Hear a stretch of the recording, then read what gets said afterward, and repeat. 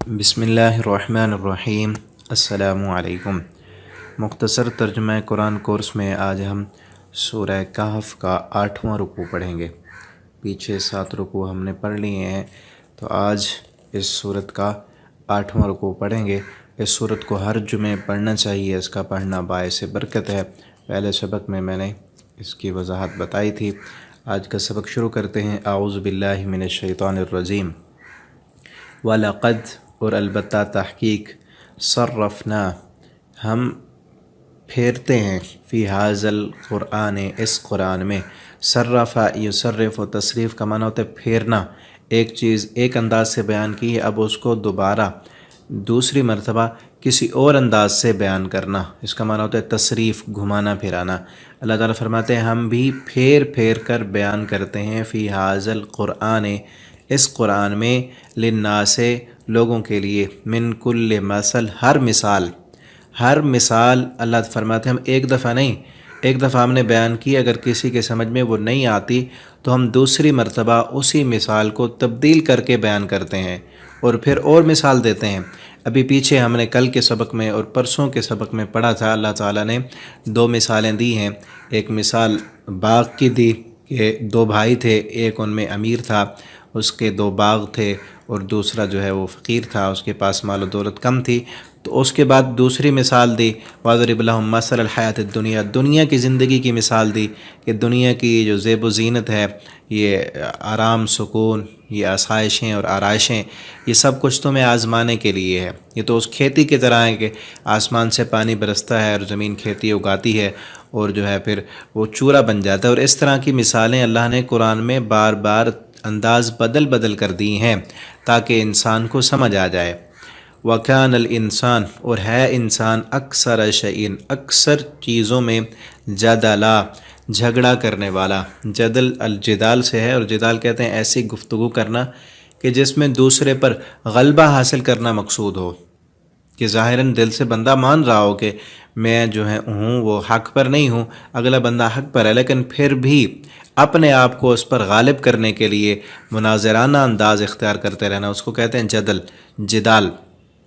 तो इंसान अक्सर चीज़ों में वो झगड़ा करता है, अपने आप को वो कम नहीं करना चाहता, या अपने जिस मिशन पर वो चल रहा है उसको छोड़ना नहीं चाहता, तो इसलिए इंसान हक़ को नहीं मानता।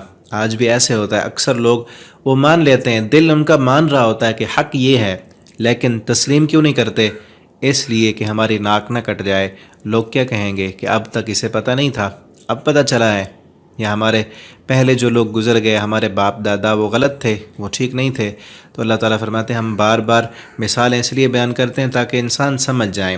वमा, और नहीं, मना, रोका, अन्नासा, लोगों को, नहीं रोका उसने लोगों को। मना, यमना का माना होता है रोकना, और उर्दू में भी हम बोलते हैं मना करना, कि तुझे इस काम से मना नहीं किया था, क्या मतलब रोका नहीं था। अन्नासा, लोगों को, अयुमिनु, के वो ईमान लाएं, इज़, जब, जा, आ गई, हम, उनके पास, अल हुदा, हिदायत, जब उनके पास हिदायत आ गई तो किसी ने उनको नहीं रोका कि आप ईमान न लाएं।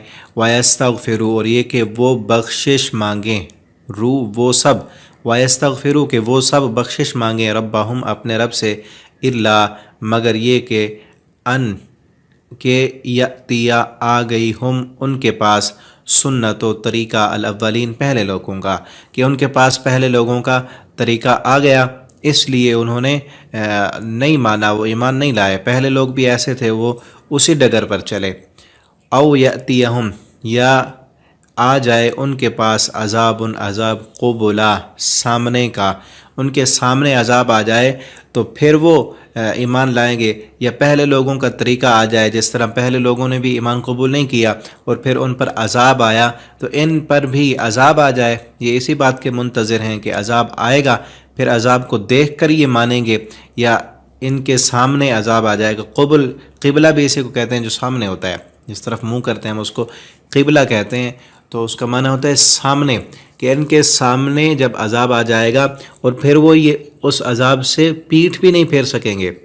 पिछले कल के सबक की आखिरी जो लफ्ज़ था, वलम यजिदु अन्हा मसरिफ़ा, कि उस अज़ाब को जब देखेंगे तो फिर घूम कर पीठ भी नहीं कर सकेंगे उसको। वमा नुरसिल, और वमा, और نہیں بھیجتے ہم مرسلین رسولوں کو، نہیں بھیجتے ہم رسولوں کو الا مگر مبشرین خوشخبری دینے والے، و منذرین اور ڈرانے والے۔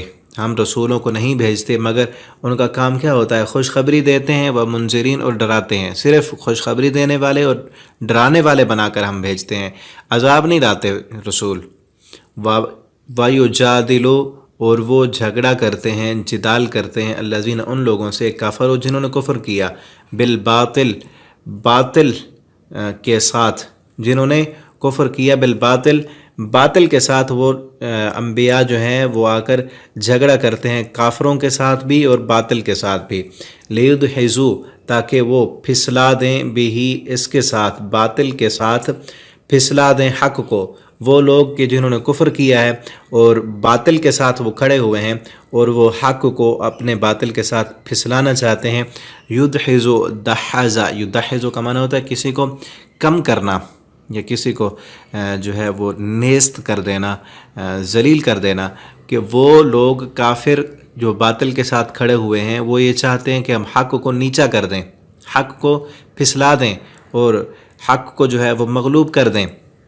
اللہ رب العالمین فرماتے ہیں ہم اپنے پیغمبروں کو اس لیے بھیجتے ہیں تاکہ وہ ان کے ساتھ جھگڑیں اور دلائل پیش کریں اور حق کو غالب کریں۔ اور جھگڑنا کیسے ہے؟